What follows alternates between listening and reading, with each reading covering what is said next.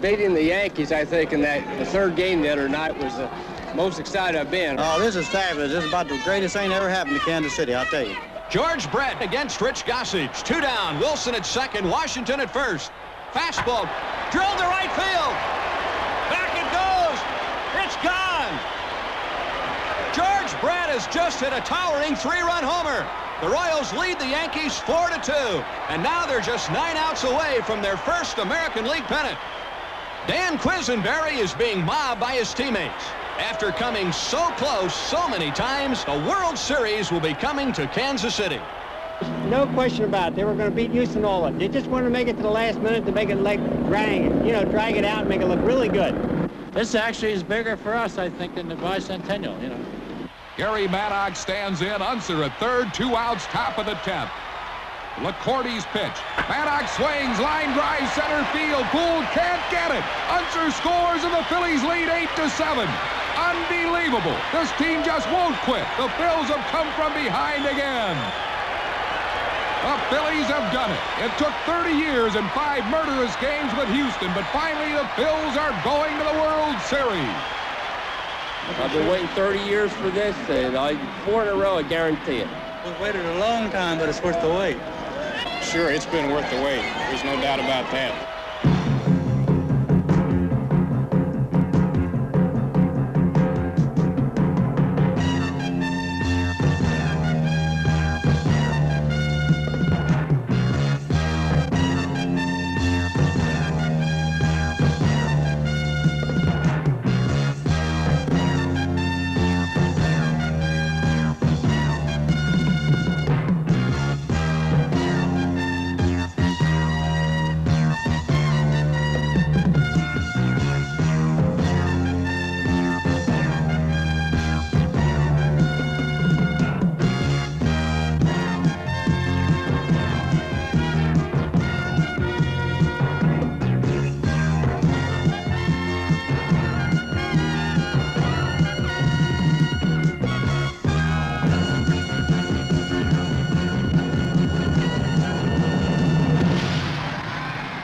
For the first time in 60 years, 2 teams who have never won a World Series square off in baseball's October showcase. Another first. Never before have both World Series teams been led by rookie managers. But Kansas City's Jim Pry and Philadelphia's Dallas Green are given much of the credit for turning around their team's fortunes and bringing about this historic meeting. In the city of brotherly love and baseball near misses, it's time to let go and celebrate. For 1950 seems an eternity ago. Eddie Sawyer, the manager of that last Phillies pennant winner, is Game 1's first ball hurler. Despite their grueling championship series with Houston, it's a relaxed and confident Phillies team. On the mound is Bob Walk, the first rookie pitcher to start Game 1 in 28 years, and batsmen like Amos Otis are just itching to get a crack at the kid. With a man on first in the second inning, Walk gets a rude World Series introduction.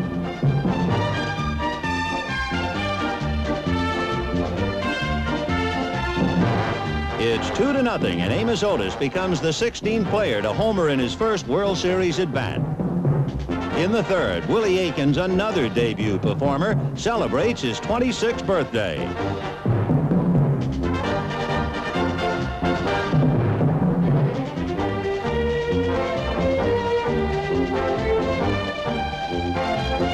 Just ask Willie Aikens if it doesn't feel good to be 26 and 4 runs in front. A couple more base runners put Clint Hurdle in the driver's seat.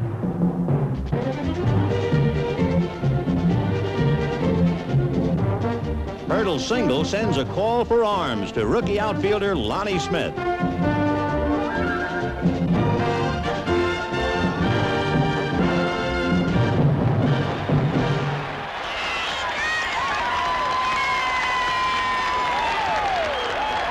Still, with a 4-run cushion, 20-game winner Dennis Leonard ought to be breathing easily.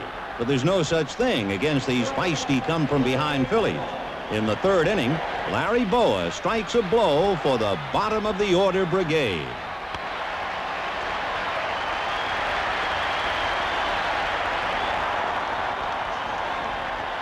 With this team, a rally can start here just as well as at the top of the order.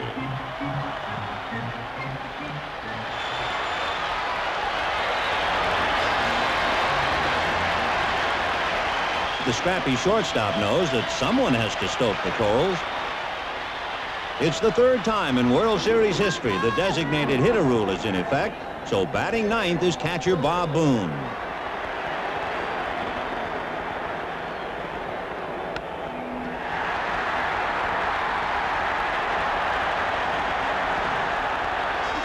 The DH rule backfires on its American League founders as the Phillies' 8th and 9th batters produce their first World Series run. At the top of the order, Lonnie Smith gets another run home. And now it's Pete Rose who'll do just about anything to get on base. That includes getting hit by a pitch. And Rose, one of only 3 Phils who knows the World Series ropes, has Veterans Stadium alive. The Royals' once comfortable lead is now in danger. The potential tying runs are on for Bake McBride, who's batting cleanup despite having hit only 9 home runs the entire season.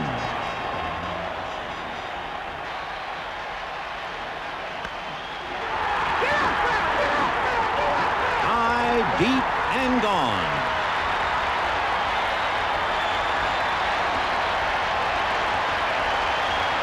McBride's 3-run homer puts the finishing touches on a 5-run third. And the Phillies, who came from behind in all 3 championship series victories, have catapulted into the lead. 2 more runs extend the Phillies' lead to 7-4. And the insurance tallies help Bob Walk settle down in the middle innings. But with a runner on in the 8th and nobody out, the massive frame of Willie Aikens is an ominous presence.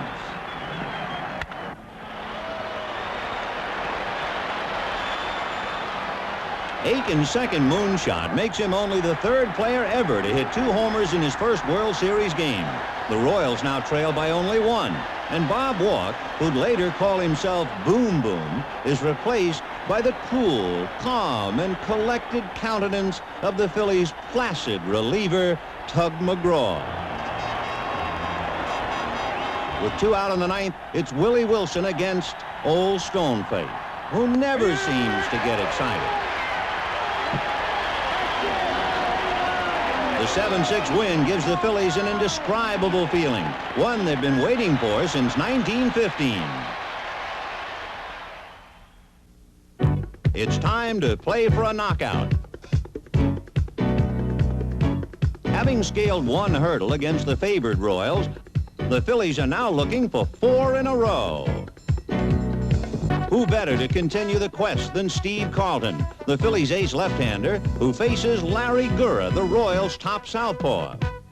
A far cry from the tumultuous Game 1, the second outing belongs to the pitchers, at least until the top of the 7th. With the Phillies leading by 1, Carlton's sliders start slipping. 3 walks load the bases with blue shirts, and the series' hottest hitter, Amos Otis, waits impatiently.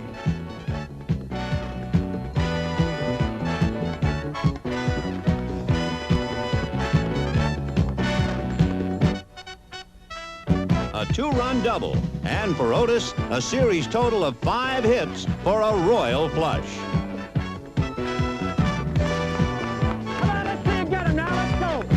A sacrifice fly extends the Royals' lead, and again the Phillies must stage a late-inning rally.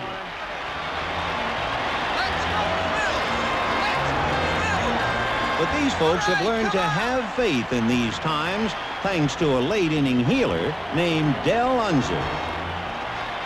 The Royals, meanwhile, have their own miracle worker, Dan Quisenberry, who earned 33 saves in 1980 with his famed Atom pitch. But Unser refuses to hit this Atom or anywhere near him. Bob Boone rumbles home, cutting the Royals' lead to 4-3 in the 8th.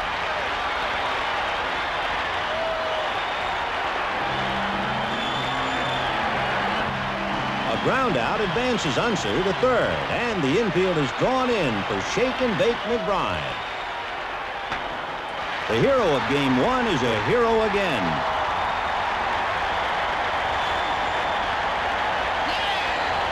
The game is tied 4-4, but the Phillies aren't done yet with their big gun Mike Schmidt at bat.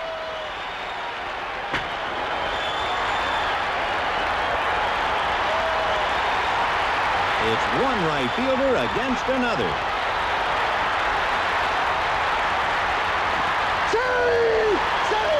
Once again, the team that wouldn't die saves its best until its backs are against the wall. Another run gives the Phillies a 6-4 eighth-inning lead and puts Ron Reed in a position to save it for Steve Carlton. Philly fans just can't wait to move on. Kansas City, here we go. Phillies on the move. Kansas City. For the first time ever, a Phillies team has 2 wins in a World Series. It's now on to Kansas City, and Philadelphia fans don't care if they ever come back.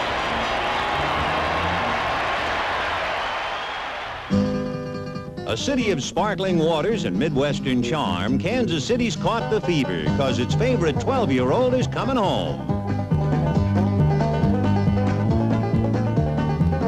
Kansas City fans have waited a lifetime, and now the whole world is watching.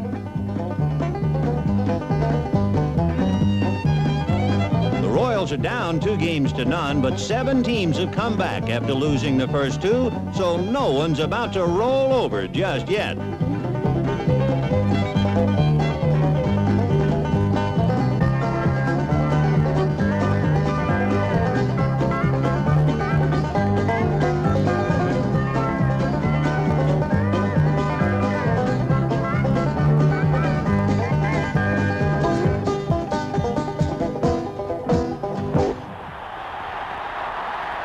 In a glittering World Series premiere, Royal Stadium is a smash. The fun's hardly begun when up steps George Brett in inning 1. It's a huge relief for Royal fans because the most celebrated case of hemorrhoids in recent memory had forced Brett out of Game 2 in the latter innings. With the hopes of all of Kansas City and an operation the day before, the indomitable Brett is back in the lineup. Dick Ruthven, the Phillies' starting pitcher in Game 3, has the unenviable chore of facing the game's best hitter in front of his adoring legions.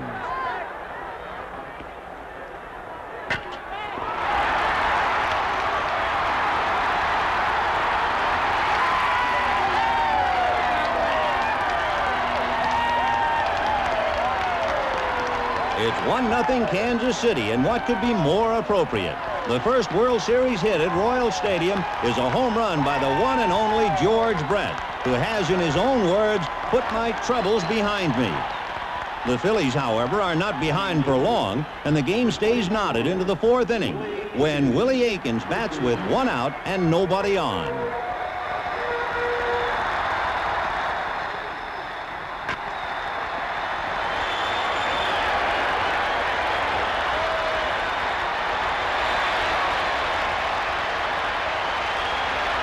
For the first time in his big league career, the mountainous Aikens barrels in with a triple.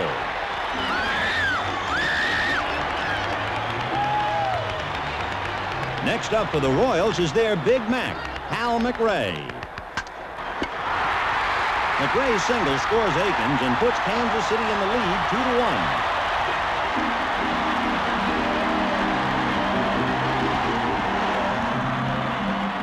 The Royals' 1-run lead is entrusted to towering right-hander Rich Gale, facing Mike Schmidt in the 5th.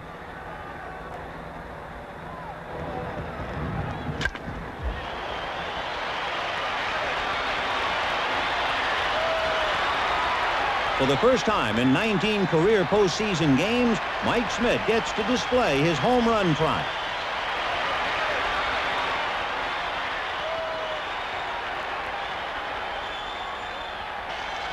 The game is tied again 2-2, but Royal fans initial a cheer in the 7th.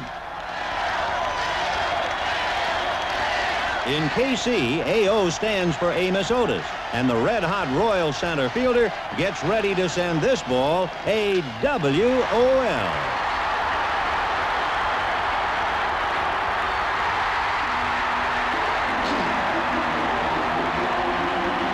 Royals are back on the top side of the seesaw struggle, 3-2. But the Phillies don't stay down for long in anyone's playground. One more comeback in the 8th, and this battle royale heads into extra innings with the Phillies mount a 10th inning threat. An encore is being asked of Mike Schmidt, while the Royals look for a command performance from Dan Quisenberry. Frank White's masterful double play symbolizes the highs and lows of this relentless series. With the Phillies having stranded a record 15 runners, it's the Royals' turn to mount an offensive on Tug McGraw. Despite a pitch out, Willie Wilson steals second base. After a walk, McGraw pitches to the Royals' cleanup man. Right. Make a pitch to you, Willie. Willie Aiken stands in with 2 outs and the potential winning run at second base.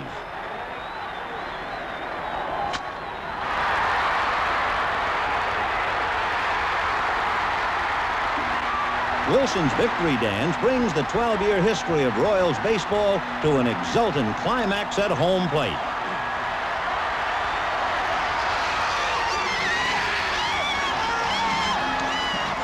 At long last, the Kansas City Royals have won a World Series game. And no matter what happens next, they'll savor this one forever, for the first one's always the sweetest.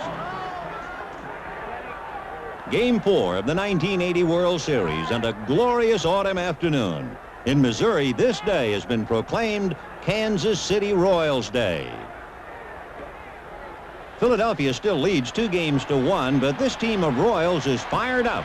And in the first inning, the pride of the Show Me State shows them.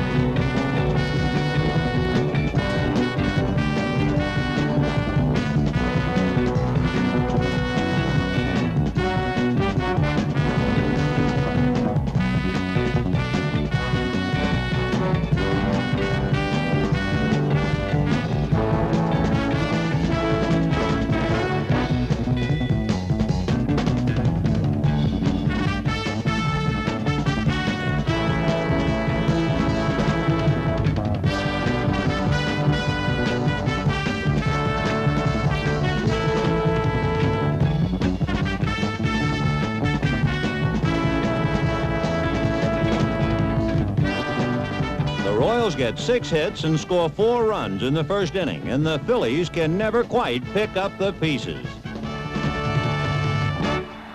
The series is tied at 2 games apiece. Dennis Leonard is the winner with a save from Quisenberry and 2 homers from Aiken.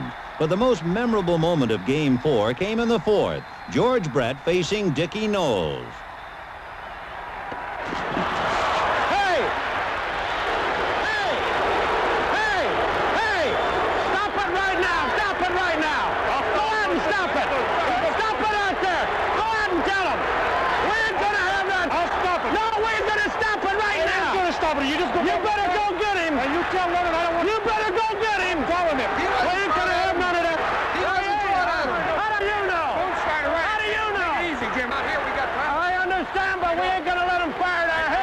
there, but control yourself. There ain't no doubt about that pitch, was there? We'll handle it. We'll handle it. Take it easy now, Jim.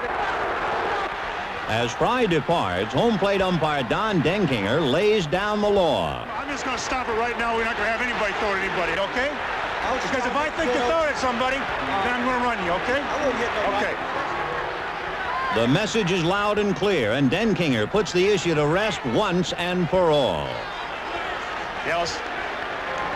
I didn't tell him I thought he was throwing anybody, but I don't want him throwing anybody. If I think he's throwing at somebody intentionally, he's got to go. And same for Dennis, okay?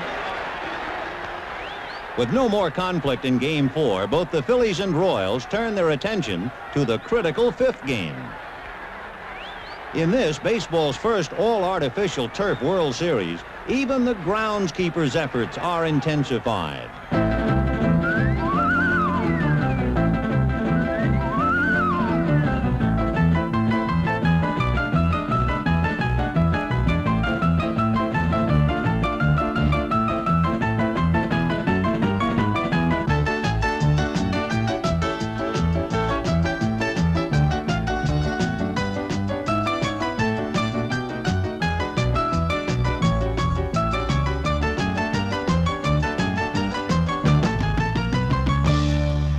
There's always a touch of levity to be found, but now the tension is spiraling for these two stubborn ball clubs.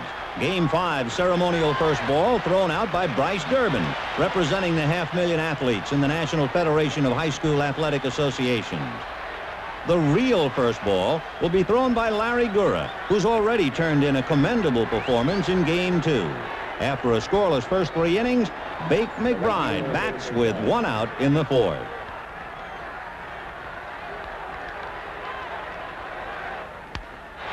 McBride's slow roller should be routine, but Willie Aikens can't find the bag, and McBride is on. Aikens' seemingly trivial error could become the game's first pivotal play, for you hate to put a base runner on with the Major League's home run king, Mike Schmidt, up next.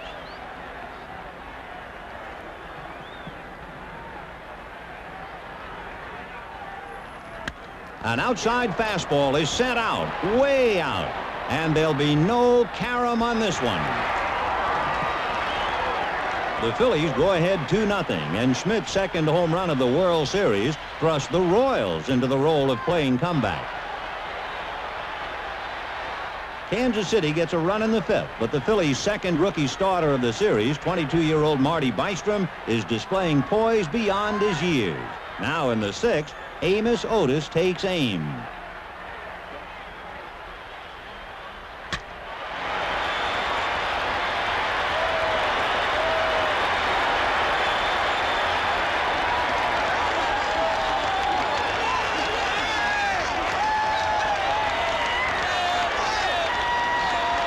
The game is tied at 2-2 as Otis, with 11 hits and 7 RBIs, continues to look the part of series MVP.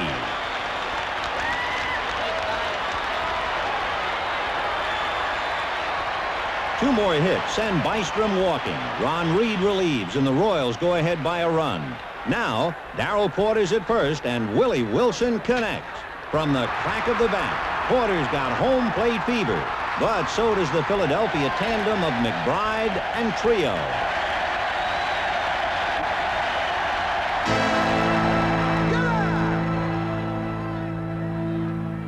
The Royals lose a chance for a possible big inning. Now in the 9th, it's up to tireless Dan Quisenberry to protect a precarious 1-run lead.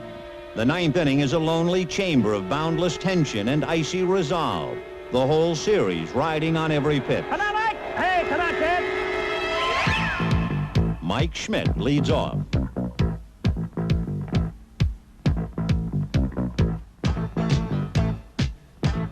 Brett, who'd been playing more shallow than usual, is a forlorn figure, and Schmidt is the potential tying run. Up steps pinch hitter Del Unser.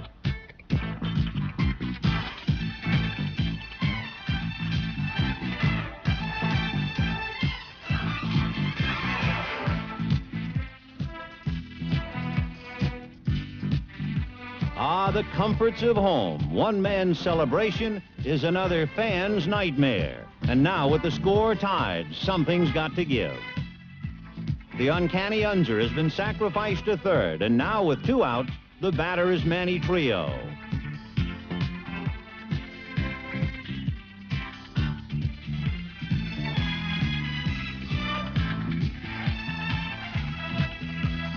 Unser's run puts the Phillies ahead, and this rollicking band of Never Say Die Phillies has done it again.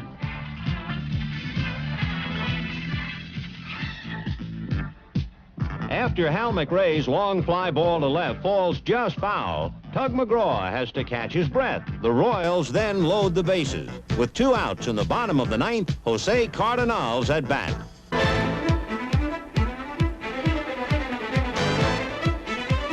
The count is 1 ball and 2 strikes.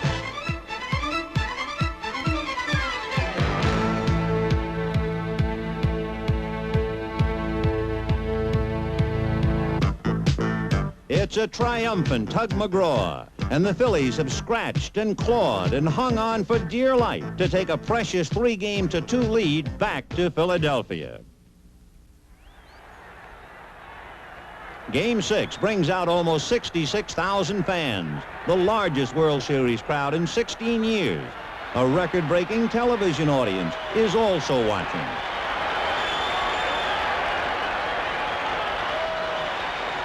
Getting things underway is Tony Taylor, a Philly infielder for so many of the lean years. But these are the halcyon days of lefty Carlton and lofty ambition.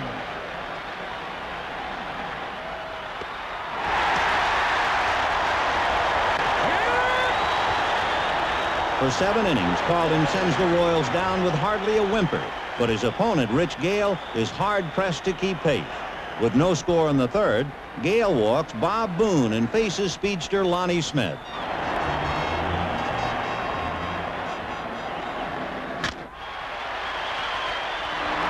Surprisingly, the call is safe.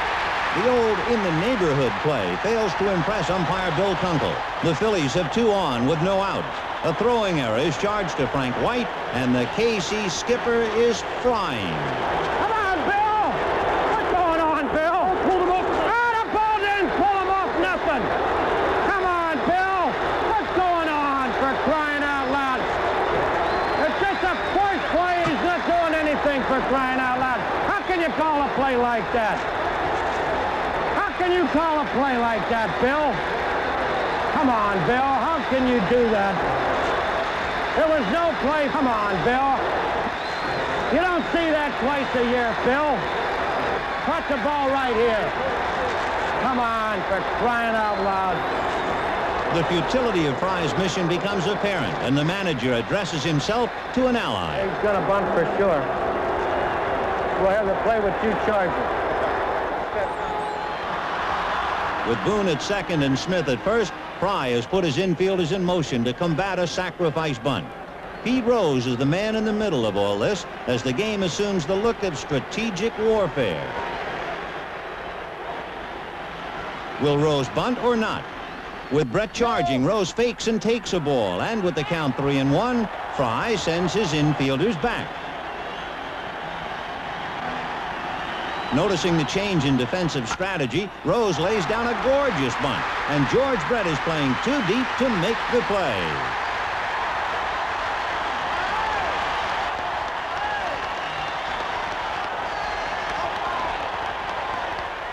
Without a ball hit out of the infield, the Phillies have loaded the bases with nobody out. Score it a hit for Rose and give the round to Philadelphia. Mike Schmidt, the batter.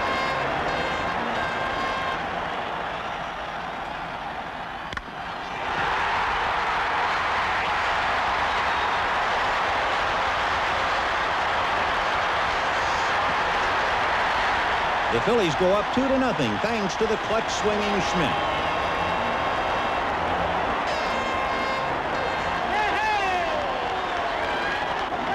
The lead then swells to 4 and holds until the 8th inning when Tug McGraw relieves a tired Steve Carlton. The Royals break through for a run, and with the bases loaded, it's designated hitter Hal McRae versus designated stopper Tug McGraw.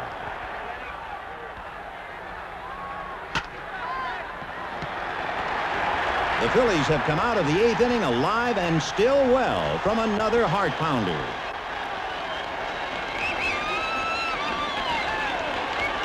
Still, this slap-happy fellow has a truly astonishing flair for drama, and the 9th inning will provide even more.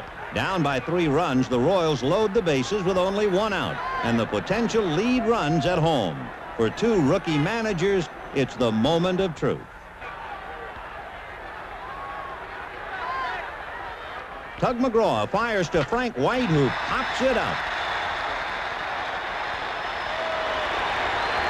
A miraculous grab by Pete Rose might just stand as the most lasting image of this stirring series. After all that it took to get here, the new Phillies can't afford to let it slip away now.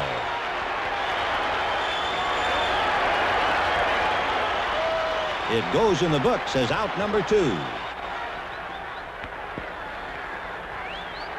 The Phillies need just 1 more strike to wrap it up, and Willie Wilson stands in the way.